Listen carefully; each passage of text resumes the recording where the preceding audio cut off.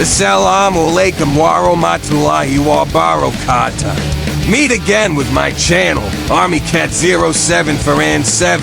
This time, the Army Cat 07 for 7 channel will discuss a special review of the differences and functions of single vertical stabilizer and double vertical stabilizer on combat aircraft. Don't forget to like if you like this content. Leave a comment about your opinion regarding single vertical stabilizer and double vertical stabilizer on combat aircraft. Subscribe and follow the Army Cat 07 for 7 channel by pressing the bell image, so you don't miss any other interesting content about the world of the military, defense technology, and the latest weapon developments. And finally, share this video with your friends, relatives, and family so that they also know about world developments regarding modern weapons and fighter jets. Here is the review. Let us learn together. A fighter plane is a type of military aircraft specifically designed for air combat. This aircraft has high speed, agility, and is equipped with weapons such as missiles, bombs, and machine guns. The main roles of fighter aircraft include dogfights, air-to-ground attacks, and air interceptions and patrols. Some modern fighter aircraft are also equipped with stealth technology to avoid radar detection, so they can infiltrate enemy territory without being detected. Fighter maneuvers are movements carried out by pilots to avoid enemy attacks, get closer to a target, or gain a more strategic position in their combat. Extreme maneuvers in fighter aviation are movement at high speed and gravitational force and G-force that exceeds standard maneuverability. Extreme maneuvers also require the support of sophisticated stabilization technology such as single stabilizer or double stabilizer. The stabilizer on the aircraft is aerodynamic components that help maintain the balance of the aircraft, especially on the vertical and horizontal axes, thus allowing pilots to carry out extreme maneuvers with more stability and control. The vertical stabilizer in an aircraft is an important component in aircraft design, which functions to maintain lateral stability or side direction and directional control during flight. Basically, a vertical stabilizer helps prevent the aircraft from experiencing undesirable rolling movements around its vertical axis, which could interfere with flight controls. The main function of this stabilizer is to provide strength and stability when the aircraft is flying and ensure that the aircraft remains on the desired path. Apart from that, the stabilizer also keeps the plane flying straight and level. The vertical stabilizer is supported by the vertical axis to maintain the stability of the aircraft to maintain directional stability. The horizontal stabilizer maintains aircraft stability through lateral pivot support to maintain longitudinal stability.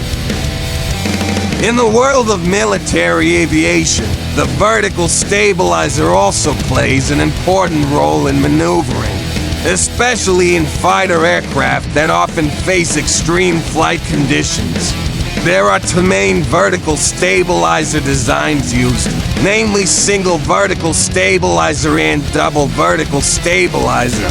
Single vertical stabilizer, which consists of one large vertical fin, often found on larger aircraft or those that do not require extreme maneuvers. On the other hand, the double vertical stabilizer, which consists of 2 vertical fins located on both sides of the aircraft's tail, commonly used on modern combat aircraft designed for high maneuverability and responsiveness in combat situations. The single stabilizer, usually found on older generation fighters or light fighters, is located in the middle of the tail of the aircraft Its function helps maintain balance and control yaw efficiently. Yaw's movement to the right and left. Airplanes with a single stabilizer tend to be lighter and more aerodynamic, suitable for high-speed maneuvers. However, they tend to be more susceptible to loss of stability in extreme maneuvers. In dual stabilizers, which are often found on modern fighter aircraft, allows more precise control in a variety of maneuvers. Double stabilizer increases stability in extreme maneuvers by fixing control on the yaw and pitch axes up and down movement simultaneously, thus allowing the aircraft to fly more sharply without losing balance. Each design has advantages and disadvantages that affect the performance and stability of the aircraft, making it a strategic choice in fighter aircraft design. Areas where stabilizers are used to stabilize aircraft include vertical wing aircraft and horizontal wing aircraft. Both are called vertical stabilizers or horizontal stabilizers. Fin and dampers are installed in the plane of the vertical stabilizer. In an aeronautical context, a fin is a part of an aircraft structure that is shaped like a fin and is usually located in the tail. These fins work like fins on fish, which function to balance and direct movement in the water. On airplanes, fins help keep the plane straight during flight. Its function is to help maintain the stability and directional control of the aircraft. Meanwhile, dampers are components or dampening devices designed to reduce or control vibrations, oscillations, or excessive movements of the aircraft, both during flight and when landing, called pitch, yaw, or roll. Dampers have an important function in maintaining aircraft comfort and stability, as well as preventing excessive wear on the aircraft structure. In the control plane called the rudder and the horizontal stabilizer plane, a control plane called the elevator is installed. The following are things that define these forces in a straight and level flight, not accelerating, with the term straight and level, unaccelerated. Thrust is the pushing force produced by the engine or power plant or propeller. This force is the opposite of resistance or drag. As a general rule, thrust acts parallel to the longitudinal axis. But actually, this is not always the case, as will be explained later. Drag is a backward force pulling backwards and is caused by airflow disturbances by wings, fuselage, and other objects. Drag is the opposite of thrust and acts backwards parallel to the relative wind direction. Weight or gravity. Gravity is a combination of the weight of the aircraft's cargo itself, flight crew, fuel, and cargo or baggage. Weight pulls the plane downwards due to gravitational force. Lift opposes the force of the weight and is produced by the dynamic effects of air acting on the wing, and acts perpendicular to the direction of flight through the center of lift of the wing. In stable flight, the sum of the opposing forces is equal to 0. There will be no imbalance in stable and straight flight. This is according to Newton's third law. This applies to horizontal, climbing or descending flights. This is not the same as saying all four forces are the same. In simple terms, all opposing forces are equal in magnitude and cancel out the effects of each force. Often the relationship between these four forces is explained incorrectly or described in such a way that it becomes unclear. Look at the following image as an example. In the illustration in this figure, the values of all force vectors look the same. The usual description will generally say that thrust is the same as drag, then lift is the same as weight, as shown in the illustration on this YouTube screen. without stating that thrust and drag are not the same value as weight and lift. The rear of the aircraft has a rudder designed horizontally and vertically. The tail of the airplane is used for maneuvering. The plane can fly in any direction, waiting for the pilot's steering movement. If the rudder is turned to the left, the plane will go left, vice versa. This movement is determined by the aileron blades at both ends of the main wing. Then, if you press the left or right pedal, the plane will move forward to the left or right. In this case, what moves is the rudder blade, namely the rudder plane, which is connected to the fin, controlling the yaw direction. Its position is behind the upright wing vertical stabilizer. On an aircraft that only has one vertical stabilizer, all the load will be concentrated on that one tail. It cannot be distributed equally. Think of it like pushing a cart with one wheel. The weight is concentrated on that wheel. The sensation is slightly different from using the wheels. Remember, this is just an illustration so you can imagine. The aerodynamics are obviously not exactly the same as those of a cartwheel. However, from an aerodynamics perspective, having a pair of vertical stabilizers increases the effectiveness of the aircraft's yaw motion. Apart from that, as the name suggests, the vertical stabilizer also plays a role in balancing the yaw stability of the aircraft. This means we can see here that the more vertical stabilizers, the more stable it is and has better yaw. If the airflow is not smooth, then the tail movement will definitely not be very responsive. Using a double vertical stabilizer can slightly sharpen the tail movement in this situation. In general, it is like that. For these two aircraft, the tilt of the tail not only affects the aerodynamic characteristics, but also the stealth ability. All surfaces, including the tail, can also reflect radar waves. These reflections can be read by enemy radar.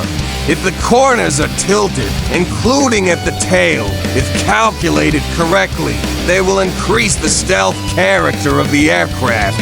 Because the reflection of the radar waves is thrown in another direction so that it cannot be read by foreign radars.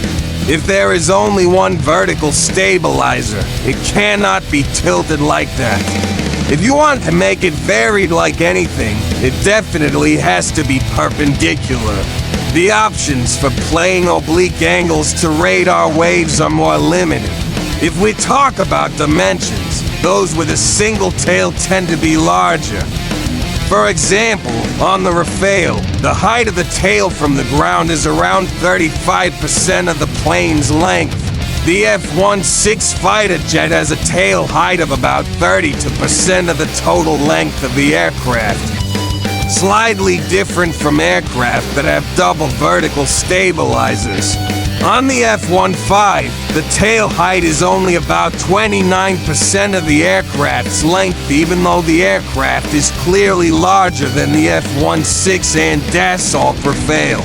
The Sukhoi 30 family is also almost the same, only 29 until 30% of the length of the aircraft.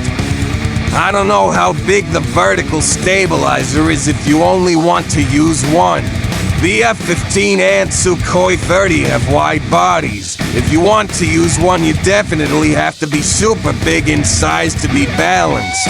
This kind of thing is also a separate consideration if the aircraft is to be made for operations from aircraft carriers. Space in a boat is limited, so tail height must also be considered. Wanting to make one big tail like the Rafale is also not fixed, but there are considerations regarding the empty space in the ship because it has something to do with safety issues. For example, when a fire occurs, the empty space above the plane could be a path for air and water circulation when the extinguishing water tap opens automatically, or when the crew wants to water using the ship's hydrant. If the top space is too tight, it will of course be difficult for water to reach certain parts. It's a trivial thing, but there are calculations. At first glance, a plane with two tails might seem much better than a single one. Actually, not really, because 1. Operational costs are more expensive. 2. Maintenance and manufacturing are more complex. 3. Those that use a single vertical stabilizer tend to be more stable. 4. The drag of the single one is actually smaller.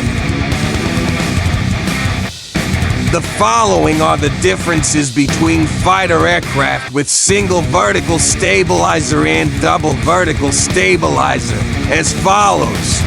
1. In terms of design and structure, single vertical stabilizer has one vertical stabilizer located at the rear of the aircraft, and the shape of the stabilizer is larger and has wider fins which provide good stability in straight flight, high speeds, and in a wide range of flying conditions. Usually simpler in design and maintenance. Double vertical stabilizer has two separate vertical stabilizers and are located on both sides of the tail of the aircraft, which provides increased stability and control, especially in sharp maneuvers. This design is often found on aircraft with delta wings, which allows the aircraft to remain stable even in extreme flying conditions. 2. In terms of stability and control, single vertical stabilizer provides good stability at high speeds and when flying straight, but can be less responsive during extreme maneuvers. This design is suitable for aircraft with high speed and stable flight missions. Double vertical stabilizer provides better control at low speeds and maneuvers. This helps the aircraft stay under control during rapid direction changes and reduces the risk of loss of control and increases responsiveness. 3. In terms of maneuvering performance, single vertical stabilizer suitable for aircraft that do not often make sharp and extreme maneuvers. Often used on commercial aircraft or larger fighter aircraft. Double vertical stabilizer, commonly found on modern fighter aircraft designed for air combat, and ideal for high superior maneuverability and stability in difficult conditions. 4. In terms of aesthetics and design, single vertical stabilizer tends to provide a simpler, more elegant look, often creating a more classic image. Double vertical stabilizer presents a more aggressive and futuristic appearance, often associated with aircraft that have high combat capabilities and advanced technology. So, from the reviews above, we can conclude that in general, double vertical makes the yaw range better, can maneuver more stably, increases the aircraft's agility. However, the air resistance encountered by the aircraft is increasing. Meanwhile, the single vertical stabilizer gets less resistance, less good in terms of balance and yaw maneuvers. However, keep in mind that this fact only applies if the engine power is ignored. For example, although the F-15 Eagle has a double vertical stabilizer, however, the Pratt & Whitney F-100 engine, which has a dry thrust of 77.6 knots, makes this aircraft capable of speeds up to Mach 3,087 kilometers per hour. Meanwhile, the Rafale with its single vertical stabilizer, but using a Snecmeyer 88-2 engine with a dry thrust of 50.0 knots, can only go up to 1,390 kilometers per hour. Hopefully it can add insight to all of us. Amen. That's the explanation from the Army Cat 07 for AN7 channel. Sorry if there is a mistake. Don't forget to like if you like this content. Leave a comment about your opinion regarding single vertical stabilizer and double vertical stabilizer on combat aircraft. Subscribe and follow the Army Cat 07 for 7 channel by pressing the bell image, so you don't miss any other interesting content about the world of the military, defense technology, and the latest weapon developments. And finally, share this video with your friends, relatives, and family, so that they also know about world developments regarding modern weapons and fighter jets. Thanks for your watching. See you in our other videos. Wassalamu alaikum.